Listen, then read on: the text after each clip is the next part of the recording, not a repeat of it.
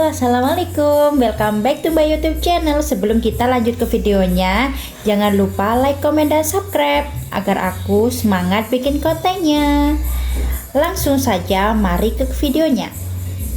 Tiga pria membawa seorang gadis ke dalam gubuk, kemudian mengikatnya, lalu gadis itu disiksa sampai mati oleh mereka. Dan pada saat yang sama, gadis itu tiba-tiba hamil. Mereka pun menjadi panik, karena ada legenda rakyat di desa tersebut. Jika seorang gadis hamil meninggal secara tidak terduga, dia akan menjadi hantu yang menyeramkan.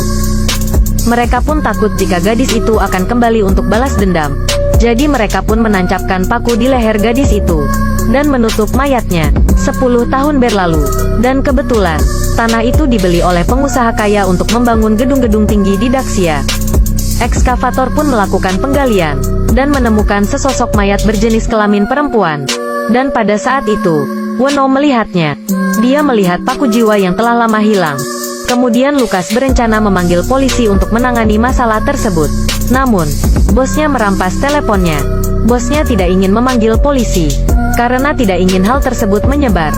Dia pun meminta Yuki untuk membakar mayat itu, dan memberinya beberapa ratus ribu. Yuki pun tak bisa menolaknya. Yuki pun segera membawa mayat wanita itu ke hutan. Sebagai seorang ayah, melihat apa yang terjadi pada gadis tersebut, dia sungguh tidak tega. Namun yang anehnya, tubuh gadis itu belum membusuk. Tapi Yuki tidak berpikir ada yang salah padanya. Dia pun menggali 2 lubang, dan tidak ingin membakar gadis itu. Jadi sebuah lubang digunakan untuk membakar kayu, dan lubang lainnya digunakan untuk mengubur gadis itu. Namun ketika dia hendak menguburnya, dia melihat ada paku tertancap di lehernya. Lalu Yuki mencabutnya dengan hati-hati.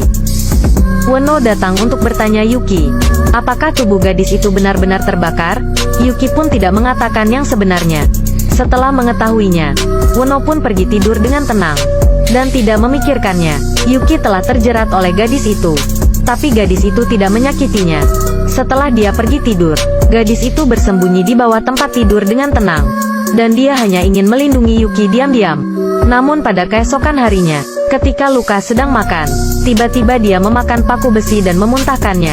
Kemudian Wono membawa paku itu kembali ke asrama untuk diperiksa. Tanpa diduga, paku itu tiba-tiba mulai bergerak.